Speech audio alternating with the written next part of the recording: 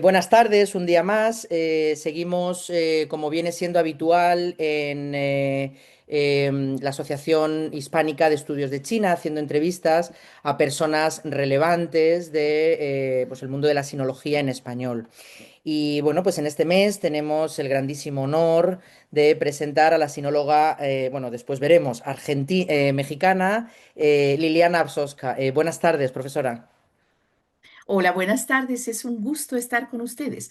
Gracias por esta gran invitación. Estoy muy complacida de estar en estas entrevistas de la Asociación Hispánica de Estudios de China. Gracias, Juan Carlos. Muchas gracias, profesora. Por conocer un poco más del recorrido personal y profesional de la doctora, bueno, nació en la antigua Yugoslavia, actualmente reside en México, después tendrá la ocasión de contarnos más. Llegó con 18 años a China para estudiar. Y bueno, realizó maestría en estudios de Asia y África y un doctorado de literatura comparada y universal, aquí en la Universidad de Pekín. Después podremos hablar más de esto. En cuanto a su carrera como profesora, podemos decir que ha sido durante muchos años y sigue siéndolo profesora en el Centro de Estudios de Asia y África, en el Colegio de México, desde, si no me equivoco, 1987. Ha sido muchas veces la traductora e intérprete oficial del Gobierno de México en las relaciones que ha tenido con el Gobierno nacional o de algunas provincias de China desde los años 90, ¿no? Ha sido comentarista también para la Secretaría de Relaciones Exteriores de México en afamados foros internacionales y también ha prestado servicios de interpretación para la Secretaría de Energía, Minas e Industria, entre otros. En cuanto a las líneas de investigación, podemos decir que sobre todo en estos años se ha centrado en el chino y en la interculturalidad, en la relación entre la hispanidad, México y China, y el desarrollo de materiales didácticos para la enseñanza del chino, de los que después le preguntaremos y tendremos la ocasión de escucharla. También ha investigado el uso de proverbios chinos como fuente cultural entre la historia y la lengua, traducción de literatura comparada del chino al español y, bueno, en general, gestión del componente cultural presente en la literatura china y en su traducción. Hablaremos después, me parece interesante y me gustaría comentarlo, la gramática práctica del chino, publicado con Herder, y las traducciones de vidas, cuentos de China contemporánea. En cuanto a distinciones y reconocimientos, podemos citar algunas como el diploma que tiene de la amiga de la literatura china, otorgado en el 2018 por la Asociación Nacional de Escritores de aquí de China. Nombramiento también como senior consultant del Instituto Confucio de la Universidad aquí de Idiomas de Pekín en el año 17. Y entre otros, el Premio Internacional al Libro por la difusión de la literatura contemporánea china, esta vez por parte del Ministerio de Educación de China. Muy, muy agradecido de que esté usted aquí. Bienvenida, profesora. Otra vez, muchísimas gracias. Bueno, pues vamos a empezar, aunque después iremos un poquito atrás en el tiempo para hablar de sus orígenes, pero la primera pregunta viene siendo normal en estas entrevistas. ¿Por qué decide dedicarse o parte de su investigación a Asia Oriental? ¿Qué motivó esta decisión? ¿Cuáles fueron los orígenes, ¿no? de por qué se empezó usted a dedicar a China, ¿no? Muchas gracias. La verdad va a ser una entrevista, me emociona muchísimo, sobre todo hablar de todo, digamos, pues de mi vida. En palabras más, palabras menos. Cuando me presentaste, gracias por la presentación, mencionaste algo. Llegué a China a los 18 años.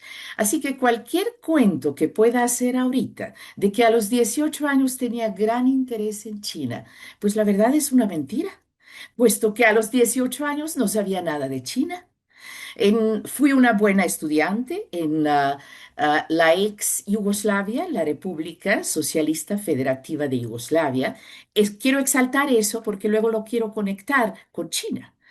Me refiero a lo siguiente. Llegué a los 18 años adquiriendo una beca del gobierno de Yugoslavia como buena estudiante y tuve tres opciones. Tuve la opción de Estados Unidos, tuve la opción de Inglaterra y China. Ahora, Inglaterra está muy cerca de Yugoslavia, o por lo menos lo estaba. Estados Unidos, pues venía yo de un país socialista, lo que ciertamente, pues, no era mi prioridad. Ah, y China estaba cubierta con aquel velo del misterio. Estamos hablando de 1981, donde ya no estaba el presidente Mao, donde la banda de los cuatro estaba en un juicio público. Yo creo que en aquel tiempo en la televisión china, cuando no había muchas cosas que ver, pues realmente era el programa más visto, aquel juicio público. Pero cuando yo llegué a China no hablaba una palabra del chino. Cuando yo llegué a China sabía de Mao, respetaba a Mao, lo había estudiado en Yugoslavia como el gran líder de un pueblo, digamos, multitudinario que lo que hizo, como dicen los chinos, le dio vuelta al cielo y la tierra. Entonces eso era lo interesante. Pero cómo le dio vuelta, ni idea. ¿Cómo es el socialismo chino? Ni idea. Llego de pronto a un país, en 1981, a un país donde todas las bombillas de los focos eran 40 vatios. Era un país donde del aeropuerto a la ciudad me recuerdo perfectamente que no estaba nada iluminado. El aeropuerto estaba en medio de, textualmente de la nada. Y después me lleva a un coche. Espero que te acuerdes, o tal vez no, ¿te recuerdas de Hongqi, bandera roja? Aquellos coches que había en cierta época, casi todos negros, y que tenían cortinas rojas en las ventanas. Pues uno de estos fue por mí al aeropuerto, me llevó a la universidad que hoy se llama de Lengua y Cultura China, que básicamente pues parecía un cuartel, yo creo que érase un cuartel con muchísimos edificios, con bastantes extranjeros, era prácticamente el gueto de los extranjeros, pero extranjeros, eh, pues no puedo decir que estábamos ahí las Naciones Unidas, porque había básicamente muchos coreanos del norte, había algunos de los países socialistas, no de la URSS, muy poco de los países occidentales y estaba África completa. Había muchos africanos, algo de asiáticos, pero digamos, ¿y sabes lo que era más interesante? Había un gran grupo de mexicanos. Debido pues, cuestiones políticas, en aquel entonces el presidente Luis Echeverría ayudó a China a entrar a las Naciones Unidas, quitando a Taiwán del escenario, y los chinos muy agradecidos, y tú sabes cómo son los chinos se recuerdan de sus amigos en vida, incluso después, y era un presidente muy respetado por China, y por eso mismo, pues, hubo un intercambio cultural importante. Entonces, en aquel lugar de extranjeros, de pronto había latinoamericanos, había como 20 mexicanos. Eso era lo interesante. Y aparte de eso, como te dije, muchos de África. Yo no entendía nada. Sabía inglés, chino, cero. El inglés me ayudó para nada en absolutamente todos los escenarios. Era una China donde todavía había mucha uniformidad física, donde la gente vestía igual, donde de pronto los comedores públicos, bastante escasez. Es por eso, Juan Carlos, que siempre quiero enfatizar eso para decir cómo hicieron el milagro del día de hoy. No estoy hablando del siglo XIX, yo no fui a China en 1800. Estamos hablando de 40 años, de aquellos cambios que si a mí alguien en aquel entonces me hubiera dicho que China hoy sería lo que es, créame que no lo creería. No había argumento para creerlo, no había argumento para creerlo. Simplemente no había, como que de pronto tú puedes a veces hacer algunas previsiones, pero en aquella China de los 80, principio, sé que la reforma empezaba, pero era, ¿sabes cómo? Un paso adelante, medio paso atrás. Es decir, tentando las aguas, tentando, como dijo Deng Xiaoping, bueno, pisemos la piedra, si se resbala, vamos para atrás. Y entonces esa era la época. Eh, Alrededor conoces perfectamente el barrio de la Universidad de Lenguas Extranjeras, Lengua y Cultura de Beijing. Y en aquel entonces, detrás de mi universidad, había arrozales. Es decir, bicicleta y vamos a pasear por los arrozales y los sembradillos. Eso era. Para llegar, digamos, a la universidad cercana, que era la Universidad de Beijing, pues igual bicicleta y caminas en medio de la nada. Algunas rutas.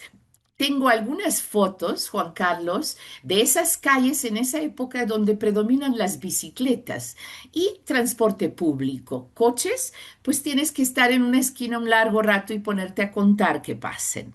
Esa es la China que yo conocí, que estoy orgullosa y feliz. Jamás cambiaría la época, mi época de aquella China. El proceso de aprendizaje, pues, ¿qué te cuento, señor?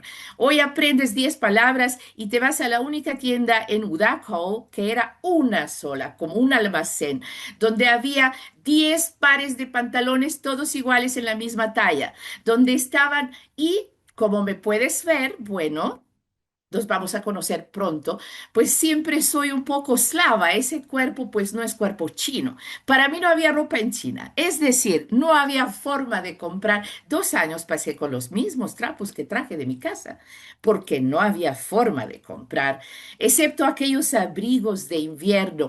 Todavía la escuela en 81 nos daba cupones para compra de abrigos. Era la China cuando en 81 había cupones para aceite, para carne y para algodón. Obviamente aceite y carne pues no cocinábamos, pero algodón para el invierno, sí, efectivamente. Era esa China. Y quiero recalcarlo porque todos ahora, incluso los que no hemos ido a China, los que no han ido, es suficiente meterte al internet para ver que todo esto que estoy hablando parece la historia antigua. Parece una historia de la cual nos separan siglos y no es el caso. Bueno, pues el proceso de aprendizaje, aprendes 10 caracteres, 20 caracteres, no me entraban fácil, sobre todo ahora que estoy enseñando chino. Me he dado cuenta que todos los seres humanos nos dividimos en dos categorías, más visuales o más auditivos. Yo soy de la naturaleza más auditiva. Entonces aprendo más por oído, no soy tanto. Entonces los caracteres, que básicamente son visuales. Ahí lo que necesitas es ser artista, calígrafo, tener esa percepción que yo no tengo. Entonces, ¿qué hice? Pues memoria. Por suerte, los 18 años ayudaron para que sea yo muy confuciana, como dijo el maestro Confucio, repita, repita y finalmente algo te va a entrar. Pues ese era el proceso. Sí, fue tortuoso. En el salón teníamos japoneses, lo cual de algún modo siempre provocaba una pequeña envidia porque estaban adelantados con los caracteres. Pues los usan más de 2000 en su sistema de escritura, al lado con el hiragana y katakana. Yo siempre decía, bueno, ¿será que de plano los asiáticos tienen otra configuración del cerebro? Pero bueno, pronto lo pude. Ahora, quiero también decirte otra anécdota de aquella China y la China de hoy, que quiero que la gente tenga eso en cuenta. De pronto nos enseñaban Putonghua, o el chino mandarín, o el chino, digamos, estándar, llámelo como quiera. Al rato te cuento una anécdota de México y esas tres denominaciones, exaltando un poco la ignorancia de este lado del mundo sobre China. Pero bueno. Eh, Nos llevan en las vacaciones del invierno. La escuela amablemente organiza para los estudiantes por un costo casi cero paseo por China. No me preguntes dónde fui. Hoy en día, cuando regreso, dije, oye, yo fui allá. No entendía nada, pero fuimos a Sichuan, fuimos a las Gargantas, nos llevaron a muchos lados. No había hoteles. En aquel entonces eran los famosos Jiaodaisuo, que podría traducirse algo como hostal, como casa de huéspedes, etcétera. Y éramos puros extranjeros con maestros que prácticamente nos pastoreaban, pobres maestros, porque los extranjeros quieren fiestas, pijamadas, bueno, pobrecitos. Y de pronto Liliana, queriendo lucirse, pues estar en cualquier lado, venía y ni hao y esto y aquello. Y los chinos me miraban así con una expresión de, ¿qué? Pues yo repetía para mejorar mis tonos, Juan Carlos. Pues seguían con la expresión de, ¿qué? Y de pronto fui con el maestro y le dije, oiga, maestro, ¿qué nos están enseñando en China? Porque aquí nadie me entiende y yo no entiendo nada. ¿Qué es lo que pasó? Pues supe entonces de los famosos dialectos, de los dialectos que yo diría que casi son lenguas, aunque no podemos decir eso, puesto que comparten la escritura. Pero no entendía absolutamente nada. Ni en ningún lado entendía nada. Y bueno, los maestros tratando de consolarnos, no te preocupes, no te preocupes. Pero lo que me di cuenta, que el Putonghua estaba apenas en proceso de ser generalizado en China. Había políticas que seguramente conoces. En mi tiempo, los funcionarios, además de hacer muchos exámenes para acceder a un puesto, hacían examen de Putonghua, sobre todo si venían del sur tenían que tener una buena pronunciación para entrar en el gobierno central o para entrar en las instituciones, digamos, eh, a cualquier nivel, ni se diga en la educación, porque el idioma en las primarias y en la educación en general, claro que sí era putonghua. No sé qué tanto hicieron esas leyes, Juan Carlos, y esos reglamentos para generalizar el uso del mandarín, pero lo que sí quiero decir es el proceso de reforma y la apertura por medio de la enorme migración interna. Hoy en día sí logró hacer del putonghua un idioma estándar.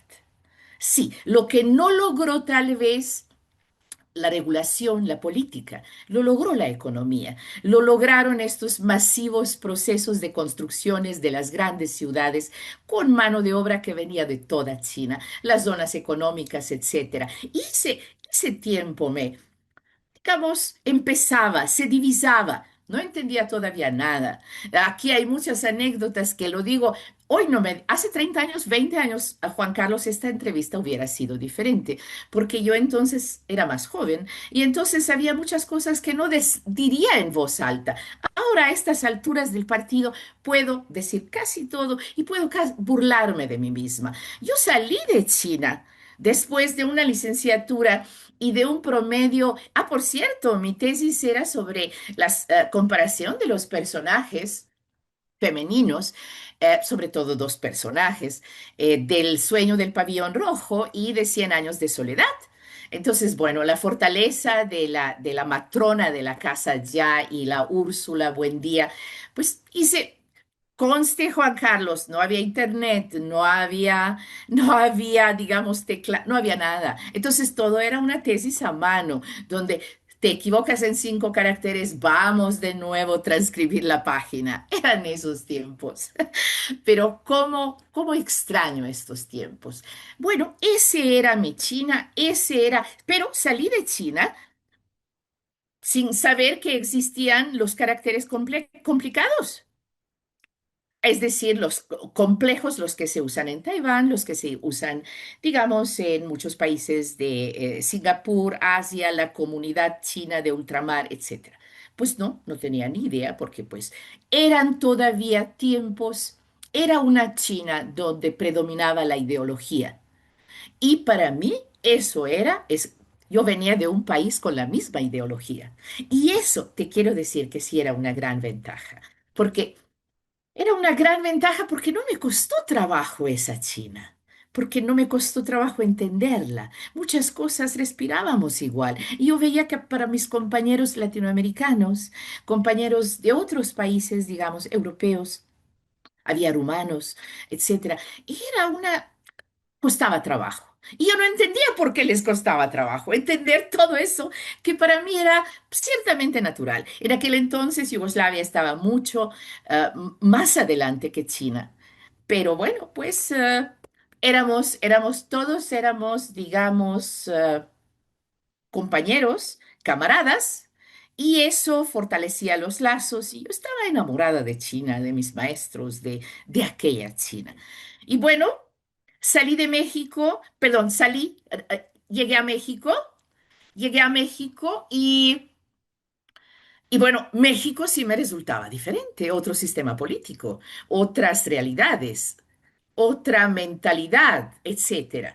Pero tuve el gusto de que este país me recibió con las manos abiertas y entré en la mejor institución académica de América Latina, el Colegio de México. Vamos a cambiar un poco de tercio. Entonces, ahora la siguiente pregunta que me gustaría hacerle, porque llama mucho la atención, ¿no? Para un sinólogo ver esta historia. cómo llega a México, por qué deja Yugoslavia y acaba siendo, bueno, pues ciudadana mexicana. Muchas gracias. Bueno, obviamente mencioné ahí entre paréntesis a esa comunidad latinoamericana, es decir, mexicana, que venía con un centro de estudios de tercer mundo de México, todos becados. Y entre este grupo había, bueno, había muchos mexicanos guapos. Y entre estos mexicanos guapos, pues la verdad yo empecé una relación con un mexicano, mi esposo actual, y esa es una de las razones, quiero enfatizar, de las razones por las que estoy aquí.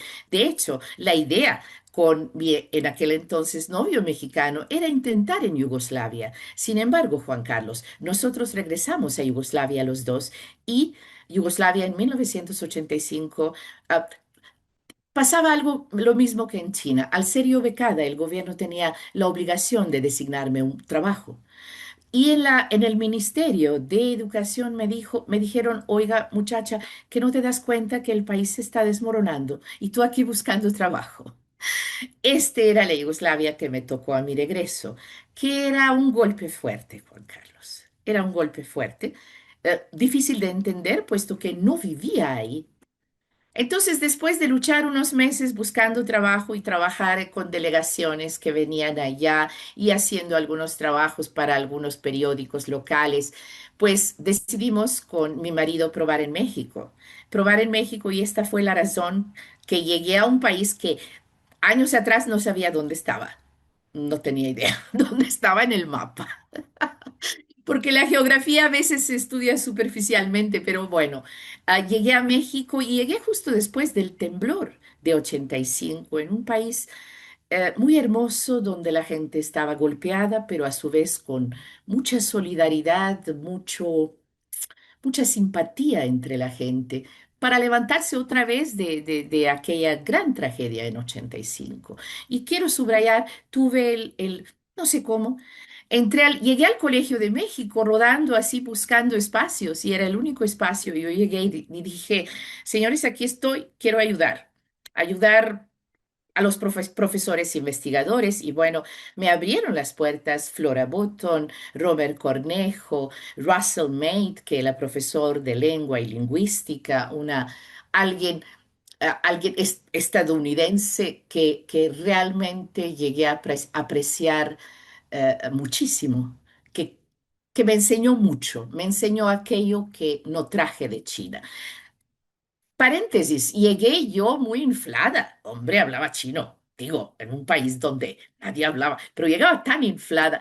Bueno, nomás tuve la suerte de entrar a la maestría del Colegio de México, donde me di cuenta, al principio infladísima, poco a poco simplemente mira como los globos, porque me di cuenta que no sabía nada.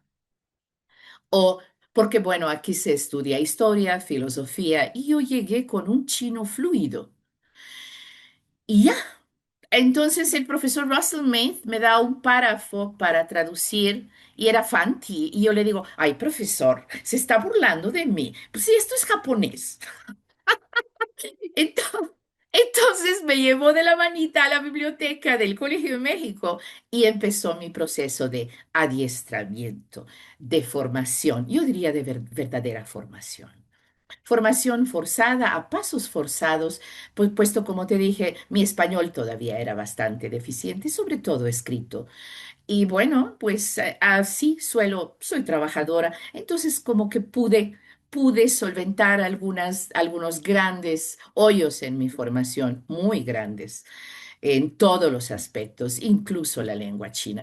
Y bueno, el destino me llevó a ser ayudante de profesor de Russell Mead y el cual con el tiempo se jubiló y pues yo estoy ahorita prácticamente en este puesto. Me considero afortunada y muy agradecida con este gran país, México, de poder entrar en eso sí, es triste, también lo quiero decir.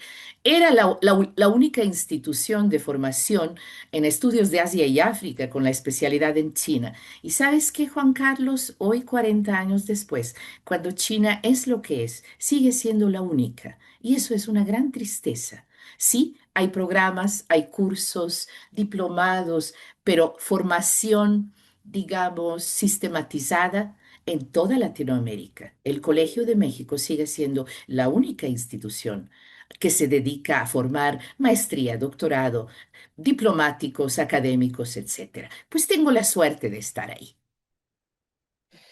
La verdad que reitero, es un placer escucharla. Dando un pequeño otra vez otro salto, me gustaría ahora tocar, que ya lo ha tocado, pero me gustaría ahondar un poco más en sus temas de investigación. Por un lado, en su tema de la maestría, bueno, estudió el Tao Te Ching, y por otro lado, ya ha atisbado un poco que en su tesis trabajó con el pabellón rojo y con algunas comparativas de literatura comparada. Entonces, mi pregunta es muy sencilla. ¿Cuáles serían los principales aportes que podría usted reseñar en ambas investigaciones? La primera yo creo que fue revolucionaria, porque Cien años de soledad no tenía mucho de haber sido publicado, traducido al chino y publicado. Y era una obra que causó el boom. Me hubiera gustado tener más formación literaria en aquel entonces para poder entender realmente la importancia de la literatura latinoamericana, el realismo mágico en esa época. Lo mío fue superficial, no olvides, era licenciatura chino deficiente, español, es decir, pero mi aportación era tratar de exaltar lo femenino en ambas obras y sobre todo la fuerza de la mujer en ambas culturas. Y la comparación es muy válida debido a que ambas sociedades prevalece el hombre. Déjame usar la palabra machistas, históricamente, tanto Latinoamérica como China. Eso no creo que quede a discusión, podemos matizar, etcétera, pero así es. Y en estas dos obras, las personajes que mueven los hilos y tejen los hilos de las novelas son mujeres. Y en este caso tenemos, en caso de Latinoamérica, una mujer que aunque parezca estar detrás de un hombre, prácticamente es el centro de la novela, digamos, de esta obra. Y en caso de Yamu o la matrona Ya, yo pienso absolutamente lo mismo, incluso con muchísimo más elementos y incluso más reconocimiento. Habría que discutir un poco ese machismo chino, que es muy diferente al latinoamericano, porque finalmente en Latinoamérica el macho es macho fuera de la casa y dentro de la casa, y a veces más dentro que fuera, porque adentro pues como que tiene más agallas de serlo. Pero en China el espacio dentro de la casa era femenino. Y ahí creo que hay matices que pueden... En caso de Tao Te Ching, por cierto, la próxima vez que nos vemos te voy a pasar la última, bueno, mi traducción con un alumno mío, un gran colega, Pablo Rodríguez.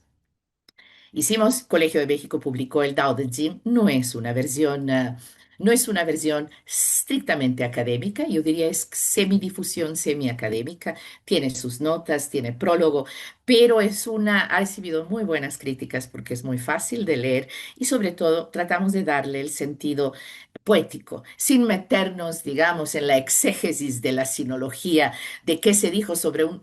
Tú me entiendes, estas obras existen en español. Es por eso que no quise irme por el mismo camino.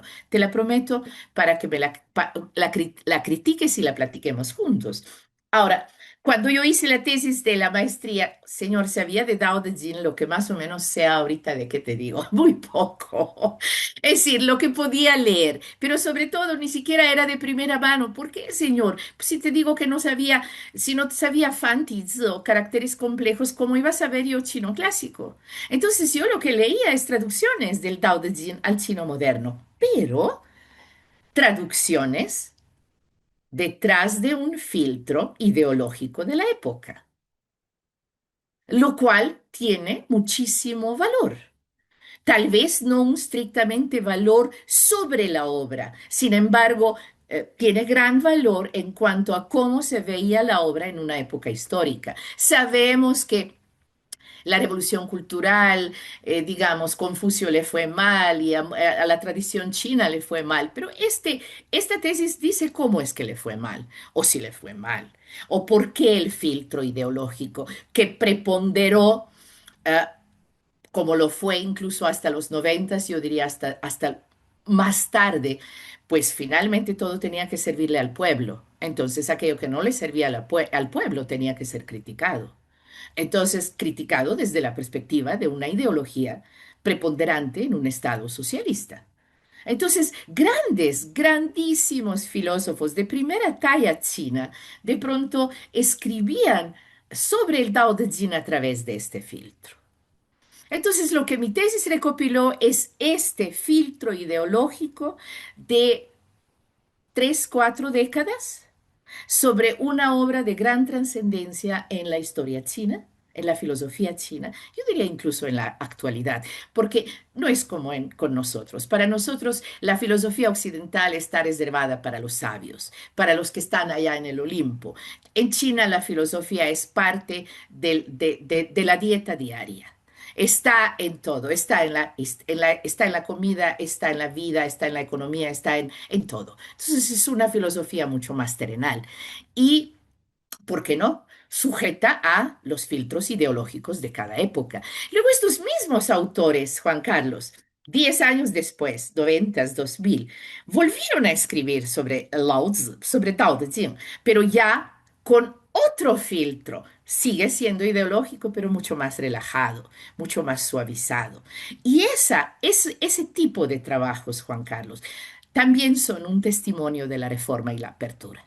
Son un testimonio de una China cambiante. Yo creo que si ahorita haría algo igual y veo el filtro ideológico de siglo XXI, 2025, sería un resultado totalmente diferente. Uno de los vectores que estamos intentando llevar a cabo con la Asociación Hispánica de Estudios sobre China es realizar un poco en toda la región de la hispanidad, de los países hispanohablantes, un mapa de cómo están los estudios de China. Entonces, es una oportunidad muy buena. Me gustaría preguntarle por su experiencia en estos años enseñando en el Colegio de México, en el entorno mexicano, creando materiales. ¿Cómo es o cómo piensa usted que es el alumno que se acerca al Colegio de México? ¿Qué intereses tiene sobre China, específicamente en la rama de China? ¿Cómo son los cursos que ofrece el Colegio de México a estos alumnos? ¿Y qué busca precisamente este alumno como materia final, más la cultura, más... En fin, dibújenos un poco este mapa. Por supuesto, y aquí voy a ser un poco crítica y lo hago otra vez, te digo, porque ya soy más vieja y me doy la libertad de hacerlo. A ver. Los intereses del alumnado latinoamericano, mexicano y latinoamericano hacia China han variado por los tiempos. Cuando China era cerrada, hasta los años 90, incluso 2000, diría yo, el alumno que se acercaba es aquel que le gustaba el Kung Fu, que pensaba que el budismo era chino, que le interesaban cosas místicas, esotéricas, artes marciales. Era ese el perfil, ¿sí? Con los años cambió eso. Hace 10, 15 años todavía el alumno no sabía nada de China y absolutamente nada de China, Juan Carlos, y entonces era prácticamente formarlo desde cero. Hoy en día las cosas han cambiado. Quiero exaltar una cosa, reconocimiento a quien se lo merece. Los institutos Confucio en América Latina han logrado un gran cambio porque finalmente han jalado al interés de mucho joven a acercarse a China. Al principio tal vez más difícil, hoy en día mucho más fácil porque China está. China llegó para quedarse. Entonces los jóvenes, por suerte de la generación, mis alumnos, por suerte no tienen los prejuicios que tenemos nosotros los más viejos. Prejuicios de una China pobre, prejuicios de una China ideologizada, prejuicios de una China cerrada, etcétera. Ellos no, ellos nacieron y ya tuvieron a Huawei, ya están con esta tecnología y tienen el interés de saber quién está detrás de esa tecnología. Han cambiado muchísimo los perfiles de los estudiantes, lo cual a nosotros nos ha puesto una gran exigencia. eh, eh, Generación con generación. Aquí quiero decirte otra cosa. El colegio se formó para generar conocimientos del tercer mundo hacia el tercer mundo, eh, con la terminología de aquella época. Eso es muy importante subrayarlo. Y quiero dar gran reconocimiento a esta institución, a mis colegas. Se ha logrado algo, no lo suficiente. ¿Por qué? ¿Por qué, señor? Porque La pregunta es, ¿podemos o no hacerlo sobre todo? ¿A qué me refiero? A ver, vamos a ver. Veamos la currícula de... ¿qué hacemos? Lengua, 50% de la currícula. Historia, filosofía. 4 semestres, los estudiantes no pueden trabajar, todos son becados. Trabajan 28 horas al día. Salen de ahí como para irse a un spa permanente, pobrecitos. Pero sí, ahora, déjame justificarlo. ¿Por qué, señor? Porque ellos entran al Colegio de México con conocimiento cero hacia China. La primera clase tienes que abrir un mapa de China y decir dónde están las cosas. ¿Por qué? Porque nuestras licenciaturas en la UNAM y en la mayor parte de las instituciones públicas y privadas, relaciones internacionales, economía, no tienen materias sobre China o sobre Asia en general. Y entonces nosotros, pretenciosos, y los alumnos otro tanto, en 2 años queremos crear especialistas en China. Óigame, digo, la verdad es una pretensión, yo diría, especialistas en China, qué bonito se oye, pero sabemos todos qué implica eso. Eh, entonces hacemos un gran esfuerzo. ¿Qué tanto logramos? Creo que es un gran logro.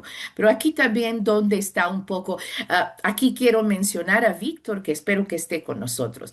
Nos acaba de enseñar el quinto volumen de la gobernanza de Xi Jinping, algo que en México, bueno, dejamos pero gracias, Víctor. Lo que justo me apoyas lo que quiero decir. En nuestra currícula académica, 90% la bibliografía viene en inglés, eventualmente un poco alemán. ¿Dónde está entonces el filtro latinoamericano para estudiar sur del sur o tercer mundo del tercer mundo? No, señor. Seguimos teniendo el filtro, digamos, colonial, neocolonial, llámelo como quiera, pero si el mundo físicamente se ha liberado de la colonización, el conocimiento aún no. El conocimiento aún está sujeto a, a los filtros. Y ahora no quiero, perdóneme, hay grandes estudios y grandes trabajos con el filtro anglosajón, europeo en general y americano. Sin embargo, son trabajos con este filtro y con esta perspectiva. Pero bueno, pues la gente en Europa y en Estados Unidos nacieron con este bagaje cultural, con este ADN. No por eso lo vamos a criticar. Pero sí, ojalá y de este lado reconozcamos que necesitamos efectivamente adoptar nuestro filtro. Crear materiales no es fácil, señor. No es fácil, toma tiempo, son siglos. Los occidentales europeos empezaron con los misioneros. Simplemente nos llevan siglos.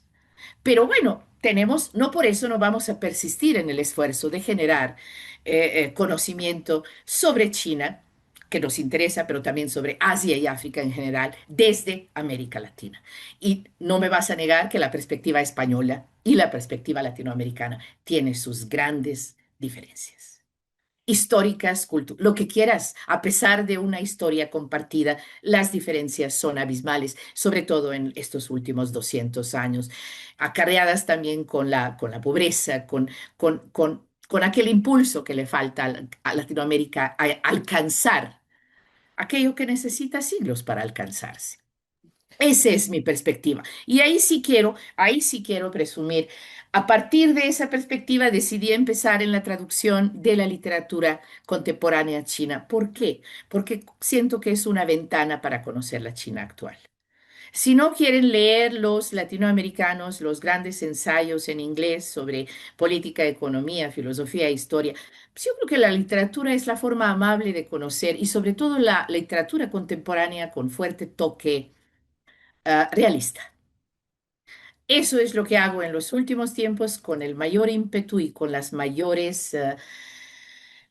mayor gusto, señor. Aparte de enseñar chino y lengua y traducción en el Colegio de México. Me viene muy bien lo que acaba de enfocar de la traducción, porque mi siguiente pregunta va a ir por ahí, pero antes de pasar a esa pregunta, bueno, decirle que, bueno, coincido completamente con esa generación de conocimiento y sobre China en español, no puedo estar más de acuerdo. Creo que ya es momento en el que Latinoamérica, Hispanoamérica empiece a generar ese conocimiento un poco al margen de, o sea, completamente de acuerdo. Siguiendo la línea de la traducción, bueno, podemos decir que usted ha traducido más de 20 obras de la literatura china al español, pues entre ellas destacan a figuras como Alai, Liu Chengyun, Yu Hua, Su Tong, entre otros muchos. Entonces, mi pregunta es, ¿cuáles son los autores que usted personalmente puede ver como más atractivos para el mercado hispanohablante? Y por el otro lado, entonces, también partiendo de esta pregunta, ¿cómo elige al siguiente autor que va a traducir? Ahí sí hay alumnos, bueno, hay colegas míos que mi respuesta no les agrada mucho, pero pues yo sigo insistente en ese camino.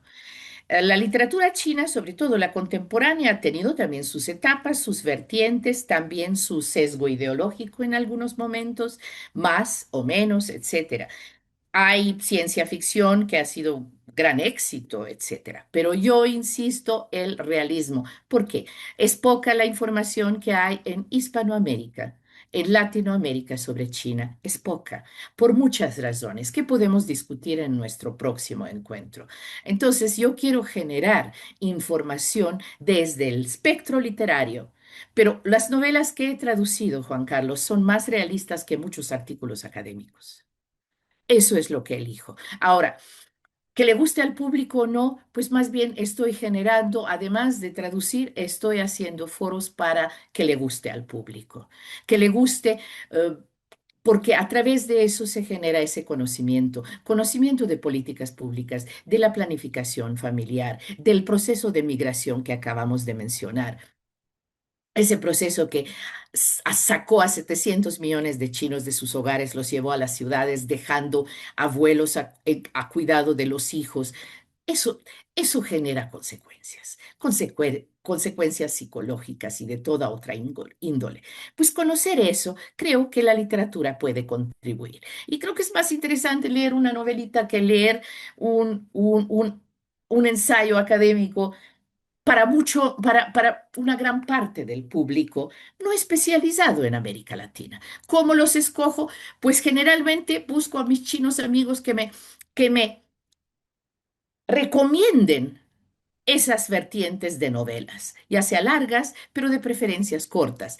Eh, Aquí quiero agradecer al Colegio de México que abrió las puertas a la traducción literaria. Hasta la fecha ya estoy por publicar, ya está en edición Vidas 3.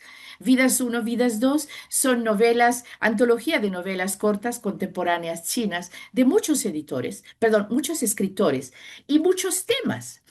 Campo, ciudad, jóvenes, viejos. La idea es eso. ¿Cómo es el pueblo que carga encima la reforma y la apertura? ¿Cómo son? No son los robots que pensamos, que trabajan 25 horas y que no reclaman y están felices y etcétera. Es decir, tantas cosas que aquí se han malentendido, hoy en día causan envidia, porque bueno, aquel pueblo hoy en día alcanzó lo que aquí todavía parecen años luz de distancia en muchos aspectos. Entonces, bueno, yo lo que quiero a través de la literatura y de todo lo que hago últimamente en este ámbito, presentaciones, clubes de lectura, es generar, es decirle, mira, eso está pasando, entiéndalo para un público amplio, que no sea aquel estrictamente interesado en China, porque no hay interés, porque si la prensa no lo genera, y ahorita es todavía peor, señor, bueno. Hablo de ahorita, en este momento, hablo de esta guerra económica China contra el mundo occidental, etcétera, lo cual hace o pone más sesgo aún a la información sobre China. Y no solamente sesgo, primero no hay, y lo que hay está filtrado. Y entonces ahí yo lucho un poco en este mismo momento, un poco contracorriente en términos de, bueno, pues lo que dice la prensa, lo que dice Estados Unidos, ahí está, pero pues también aquí hay otra visión. Entonces, para quien quiera consultar. Damos un salto ahora de la literatura más a la parte más, por así decirlo, gramatical o académica. Publica en el año 2011 Gramática para el chino, que bueno, podemos decir, yo creo que sin ningún temor a equivocarnos, que se convierte en todo el panorama de América Latina como una referencia clave en el estudio de la sinología. Mi pregunta es, desde el punto de vista de un hispanohablante que se acerca a estudiar el chino, ¿cuáles son los puntos fuertes que podría destacar de este libro? y qué apuntes novedosos a la academia en español aporta el libro. Aquí quiero ser primero, digamos, alabar, pero luego criticarme a mí. Vamos a decir, apareció en un momento y efectivamente ha sido un libro de texto y de consulta para el estudio de la gramática y la lengua china. Las grandes ventajas de este libro es la sistematización. La sistematización. Sistematización por eh, características del chino, por categorías de las palabras y por todos los esquemas fijos de la sintaxis china. ¿Cuáles son las desventajas? Pues la gente cambia y Liliana evolucionó. Es decir, hoy en día yo misma, basándome en eso, en este libro, complemento este libro con muy nuevo enfoque en la enseñanza. ¿A qué me refiero, Juan Carlos? Las categorías lingüísticas, sujeto predicado, sustantivo, adjetivo, pronombre, etcétera, son categorías de nosotros, son occidentales, que se aplicaron desde los misioneros para el aprendizaje del chino a los no chinos. Mi evolución ha consistido en darme cuenta que hacer eso de la manera de nosotros sirve hasta un cierto punto, hasta llegar tal vez a un chino intermedio básico. Y luego comienza una especie de barrera que los estudiantes no entienden. No entienden puesto que las categorías dejan de ser útiles en el proceso de enseñanza de chino. Ahora, ¿por qué de pronto el acervo bibliográfico, filosófico, por qué el pensamiento chino no generó una teoría lingüística para explicarse a sí mismo, explicar su propia lengua? Esa es una discusión que me ha jalado mi interés en los últimos años, mucho, y he empezado a pensar desde la perspectiva del Confucio, sobre todo del taoísmo, de Zhuangzi, de muchos. Zhuangzi dijo, aunque no conformó una teoría lingüística, sin embargo dijo muchas cosas referentes a la lengua y la importancia de la lengua y el uso y la utilidad de la lengua. Y ahí los pensamientos de los filósofos chinos se contraponen, por ejemplo, a Aristóteles de la idea de, digamos, sujeto predicado, substancia y accidente, puesto que la construcción del chino es totalmente diferente. Tal vez al principio nos pueda ayudar, pero te dije, se encuentra después de un nivel intermedio una tremenda barrera que necesita, que exige de nosotros deshacer o poner a un lado toda la terminología lingüística occidental para entonces ver al chino y su composición desde su propia perspectiva. Hay muchas estructuras en el chino que no existen en las lenguas, en otras lenguas. Por ejemplo, la división de la palabra, para todos los que sabemos chino, para mí me iluminó la idea de la palabra llena y la palabra vacía. La palabra llena como el sustantivo, verbo y adjetivo calificativo con el número, y las vacías todas las partículas. La partícula de pronto te dicen la partícula. Oye, la partícula la puedo usar en la química, la puedo usar en la física. Entonces suena como medio abstracto, pero cuando una vez entiendas la importancia de la palabra vacía o la palabra que no tiene contenido propio y coadyuva a los otros a formar sentido, pues yo creo que el chino de pronto ya se le quita aquel velo de difícil. Siempre digo, el chino no es difícil, es diferente. Y lo diferente se nos hace difícil, pero no es difícil en un principio. Pero quitándole el velo a esa diferencia, entendiendo a esa diferencia, yo creo que ya es otra cosa. Y entonces la dificultad se convierte en placer, en un placer, tal vez un poco tortuoso, pero placer. Una pregunta que estamos haciendo mucho, sobre todo pues a los que os dedicáis al tema de la interpretación, que desde mi punto de vista, desde luego, es la parte más difícil. Estamos viviendo en estos últimos años toda la implantación de las nuevas tecnologías, la inteligencia artificial y demás. Entonces, para aquellas personas que están estudiando, o aquellos jóvenes que están ahora estudiando interpretación, entre chino, español, ¿qué consejos le podría dar a estos jóvenes? Interpretación. Estamos hablando, digamos, de consecutiva simultánea. Sí, tuve la suerte y el honor de trabajar para el gobierno federal durante muchos años, prácticamente desde el sexenio de Salinas hasta Peña Nieto y ahora con este nuevo sexenio también trabajo.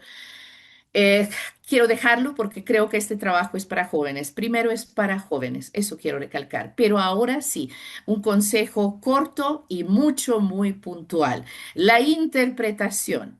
50% de la calidad depende del dominio lingüístico, del lengua de llegada y la lengua de partida. Y los otros 50%, Juan Carlos, es el bagaje cultural. Eso es algo muy importante, no solamente para la interpretación, sino también para la traducción. A través de la traducción diario se aprende. Es decir, eh, hay muchos, los estudiantes, nosotros, los intérpretes, podemos dominar el chino perfectamente, pero ¿dónde está todo el bagaje? Si es político, si es económico, si es industrial, si es tecnológico, lo que sea. Pues nosotros no somos enciclopedistas. Finalmente, cada traductor o intérprete maneja un campo. Pero la interpretación exige un manejo y un dominio de un gran rango de información de todos los aspectos. Ahí no creo que la inteligencia artificial pueda ayudar. Es decir, puede ayudar en el momento. Adelante, no la entiendo, no la manejo, no la domino. Tendría que hacerlo pronto. Pero, pues algo que venga para mejorar, bienvenido. Pero yo creo que la inteligencia artificial se tiene que usar como una herramienta cuando algo se domina y no como algo que me va a iluminar la vida para todo y en todo. Entonces, una vez dominada la interpretación, las técnicas, el bagaje, la lengua, etcétera, pues claro, bienvenida la inteligencia artificial para complementarme a mí, complementarme y no sustituirme. Pero bueno, igual no sé cuál va a ser el futuro de estos cambios tecnológicos de nuestra era. Vamos a pasar ya a una última pregunta que la voy a hacer en una doble vertiente. Por un lado, desde el punto de vista del reconocimiento, ¿no? Hemos citado al principio, pues bueno, entre algunos premios que le han dado, pues el Premio Internacional al libro de la difusión de la literatura china contemporánea del Ministerio de Cultura, el nombramiento como senior consulta del Instituto Confucio de la Universidad de Lenguas de aquí de Pekín, o el diploma de amigo de la cultura china. Entonces, mi pregunta es doble en base a estos premios. Por un lado, ¿qué siente como mexicana ya prácticamente, ya no solo adoptiva, sino mexicana académica en el Colegio de México? ¿Qué siente al recibir estos premios por parte de China después de la trayectoria de su vida? Y por otro lado, ya como broche final para el cierre, ¿cómo ha visto o cómo ve el cambio desde esa China que hablábamos al principio de la entrevista a la China de hoy, ¿no? Ese cambio de varios años que ha pasado.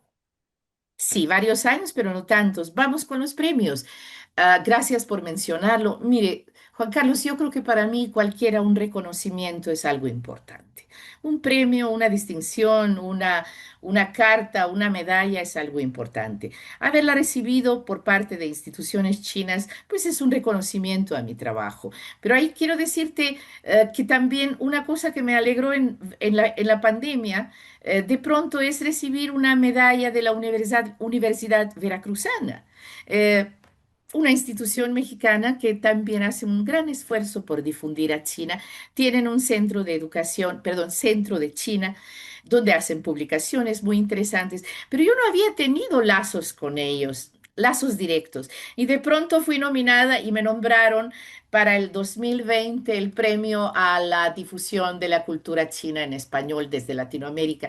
Y esas cosas son no sé, alegran el corazón, como calientan el corazón. Y dices, bueno, hago algo que alguien lo ve y eventualmente le sirve y eventualmente lo disfruta. Porque lo que yo hago es eso, es lengua y literatura. Y claro que es algo muy importante, que, bueno, como dicho vulgarmente, pues calienta el ego. Yo creo que pues, y desde esta perspectiva, y también es una invitación a trabajar más, a trabajar más porque mi trabajo pues es visible. Entonces, qué bueno, ¿no? Y que los chinos lo reconozcan también es importante porque pues históricamente pues mucho tiempo consideraban que en mi tiempo, me recuerdo que mi maestra, regresando a los 80, cuando yo preguntaba algo de la lengua, me decía, ay, mejor no te lo explico, es muy difícil para ustedes los extranjeros, no lo entienden. Interpreta como quieras esta información, pero era esa época, ¿no? Entonces, bueno, yo creo que poder generar información desde Latinoamérica y que los chinos la valoren, pues es algo que también implica un cambio de paradigma hacia, hacia la cooperación. Y ese cambio hoy es más que evidente. Ahora, China de los ochentas y China hoy. Mira, Juan Carlos, tengo la suerte de ir seguido a China, además tener un hijo en China, casado con una china y radicado en Xiamen, una ciudad hermosa. Bueno, yo te quiero decir una cosa, eh, no lo creo, no lo creo. Es decir, cada vez que voy a China, en los años 2000, antes y después de las Olimpiadas, llegaba a Beijing y nunca encontraba el camino al aeropuerto porque ya había cambiado, había un nuevo puente, había una nueva vía, había una nueva cosa. Nunca pude, simplemente no. A la fecha me pasa lo mismo. En mi tiempo estaba el tercer anillo como la periferia de la periferia. Es decir, ahí se acaba el mundo, ¿no? Ahora el tercer anillo está en la ciudad. Es parte, digamos, de lo céntrico de la ciudad. Cuarto, quinto, sexto, séptimo. Y todavía ahora sacando las instituciones públicas del Beijing para dejarlo como la ciudad cultural. Es decir, tantas cosas. Y luego el año pasado yo había estudiado el famoso Gran Canal, es decir, los tres ríos chinos, y luego un canal vertical que une dos ríos. Y ahora ese canal lo están, digamos, rehabilitando en toda la expresión física de la palabra. Y dices, bueno, ¿dónde van a parar? El año pasado tuve la suerte, Juan Carlos, es cuando coincidimos por teléfono, aunque aún no nos conocemos, pronto, de pasar un año sabático en Xiamen. Y entonces, bueno, me sentía los primeros 2 meses, te lo juro, como, no sé, como no sé, eh, un ser primitivo que llega en una civilización. No le entendía al Internet, todo con las aplicaciones. El dinero físico no vi un año. No lo vi en China, desapareció. La vida es sumamente cómoda, la vida es cómoda. Esa es la palabra que creo que define a China de 2025. La comodidad por medio de la tecnología, la facilidad, la seguridad, algo que en Latinoamérica, vaya que lo padecemos. No, señor, no, vuelvo a decirte, es decir, hubiera perdido una gran apuesta en los ochentas si alguien hubiera dicho China iba a ser así. No sé, con la bolita mágica yo hubiera dicho, pero jamás, porque otra vez quiero insistir, tal vez 40 años en la vida de un ser humano es mucho, pero en la vida de, digamos, en la historia en sí es nada, Juan Carlos. Uno. Dos, si China fuese un país de este tamaño, pues mira, es como un barco que usted mueve el timón y cambia la dirección, pero este es un transatlántico, ese es un buque. Si tú mueves la dirección en Beijing, ¿cuánto tiempo se necesita para que las ondas lleguen a Yunnan, a cualquier otra parte, digamos, a las zonas autónomas, a Tibet, a Xinjiang, y de pronto te das cuenta de una coordinación interna, pues yo diría envidiable, por lo menos desde mi perspectiva. Eh, China está, China camina, China funciona y funciona de una manera. Ahora, el otro día tuvimos una ponencia sobre inteligencia artificial en un curso que organizo, que se llama Entendiendo a China, lo organiza el Colegio de México con la UNAM. Y justo nos estaban diciendo que China está poniendo en práctica, eh, ah, ¿cómo se llama? Ahorita estamos 4G, 5G, pues 6G y 7G. Y no, bueno, para mí eso es igual que te digo, es física cuántica, no lo entiendo, pero simplemente la información que ya están en otro nivel, pues.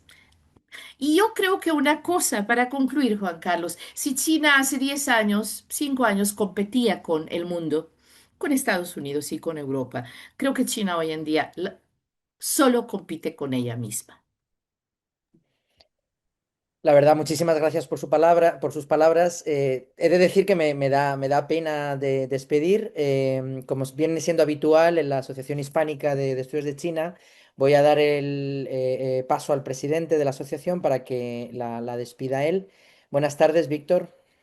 Buenas tardes y bueno, saludo con un poquito de emoción, ¿eh? Porque ha sido realmente muy apasionante sobre todo la pasión con la que nuestra invitada de hoy nos ha acompañado, ¿no? Da gusto ver que el largo recorrido académico no reduce la pasión, sino que la multiplica. Y eso yo creo que es un buen cuaderno de navegación para la muchísima gente joven que nos sigue, ¿no? Y que de alguna manera escucha estas entrevistas con mucho gusto, ¿no? Es una pasión compartida, creciente, que no sabemos hasta dónde llega. Y sobre todo los que hemos sido, algunos en menor medida, pero también un poquito, testigos de este crecimiento. Y yo creo que al final la única medida de China es ella misma, creo que indica muy bien un poco los tiempos en los que estamos, ¿no?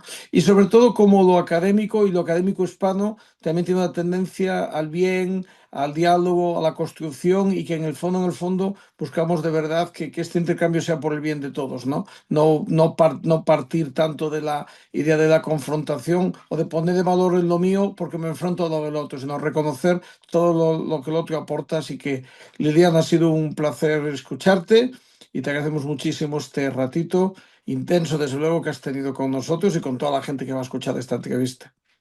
Muchísimas gracias, Víctor. Gracias por la invitación y ojalá y podamos tener muchos foros más conjuntos.